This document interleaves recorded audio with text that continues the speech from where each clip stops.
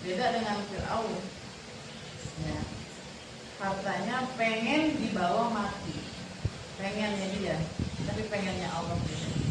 Maka kita lihat Nabi kita Rasulullah Shallallahu Alaihi Wasallam bagaimana kurang pakir dunianya dan pakir hatinya.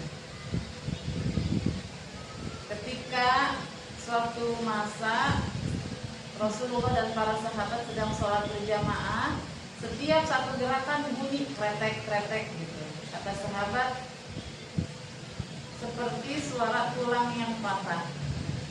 Rasul lagi nggak enak badan, ada apa ya Nabi? Akhirnya Nabi ngaku, ternyata Nabi ngantongin batu. Jadi setiap dia bergerak bunyi karena apa? Buat mengganjalnya yang lapar. Apa enggak saking fakirnya itu mah? Padahal Nabi bisa minta kemewahan. Nabi ngomong aja sahabat tuh pasti lari bawain Nabi makan.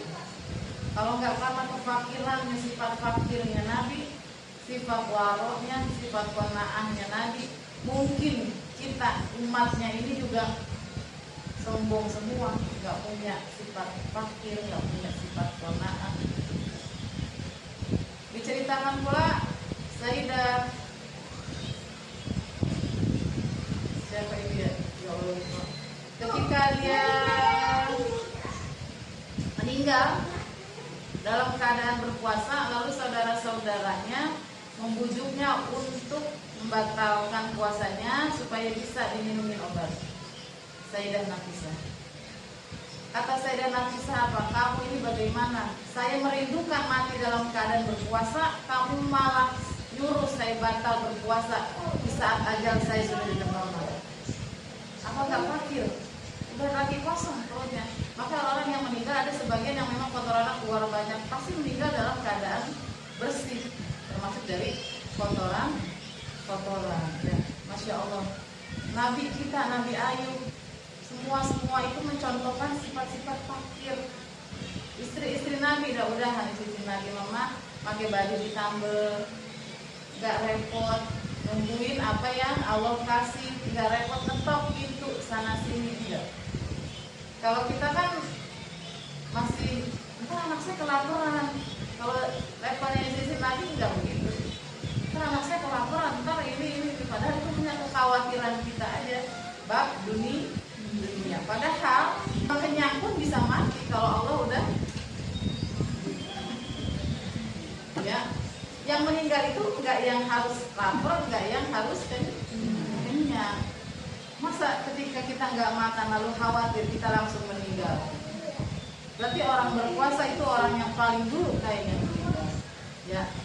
Bahkan ada juga orang yang meninggal ketika dia sedang melahap makanan saking banyaknya tiba-tiba meninggal juga. Maka kekhawatiran besok anak saya makan apa? Kalau kita mencontoh sih kata istri Nabi, mohon yang kayak gitu tidak perlu lagi keluar dari mulut kita. Khawatir apa? Khawatir menjadi sebab kita nuntut lagi ke Allah tanpa kita sadari. Seolah-olah di hati begini, kok Allah nggak nolong ya? Sampai sekarang belum ada rezeki, belum ada apa. Maka sifatnya orang-orang arif ini udah enggak. Sifatnya istri-istri Nabi nggak begitu. Maka sifatnya orang fakir dalam surat Al-Baqarah ayat 273 yang mana dia adalah tidak pernah meminta kepada orang secara mendesak. Pernah nggak minta secara maksa, minjem secara maksa? Maka itu bukanlah ciri orang yang fakir. Oh saya ada bu, teman saya kebiasaan, orang itu kebiasaan. Alasannya buat anak, alasannya apa? Mendingan kita kalau masih bisa jual tenaga, ada jual tenaga, jual barang ya jual barang. Tapi jangan sampai kepaksa banget minjem buat makan, apalagi minta-minta. Ya karena segala sesuatu sudah Allah tetapkan. Mungkin level keyakinan setiap orang, tiap pintu berbeda-beda. Tapi kalau kita melihat merujuk pada satu contoh, itu udah nggak boleh lagi jadi beda-beda. Karena kita melihat contoh kita Nabi Shallallahu Alaihi Wasallam. Kalau kita melihat contoh yang lain, mungkin kita melihatnya para youtuber itu, masya Allah ya, bergelimang harta. Tapi mudah-mudahan di hatinya ada rasa fakir, ada rasa bahwa dia ini memang nggak punya apa-apa karena Allah menitipkan hanya sementara. Kita kita fakir mah. Kalau Allah nggak ngasih kita rezeki baju, kita telanjang. Kalau Allah nggak ngasih kita rezeki kerudung, kita belum berkerudung. Kalau Allah nggak ngasih kita rezeki napas, napas ini mahal. Orang yang udah koma aja akan melakukan berbagai cara supaya nggak terhenti napasnya, betul nggak Bang? Mata kita satu pagi nggak bisa buka mata satu aja kita repot loh Bang. Ini mahal lagi. Kalau nggak karena Allah ngasih kekayaan ke kita, kita mau jadi apa? Kita nggak punya apa-apa gitu. Maka hiduplah kita dengan sifat kefakiran kita. Jadi kata seorang guru besar, Al-Imam Junaid, bahwa kefakiran adalah samudranya cobaan.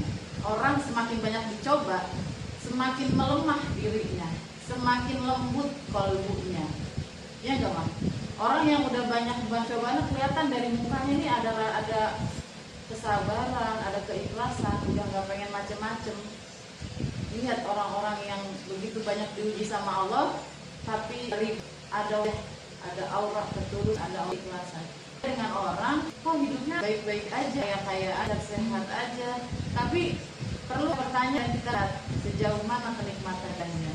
Barangkali kalau semakin banyak diuji, semakin banyak ingat Allahnya, itu yang kita cari, daripada perilaku istidraj yang semuanya tercukupi tapi jauh dari ibadah.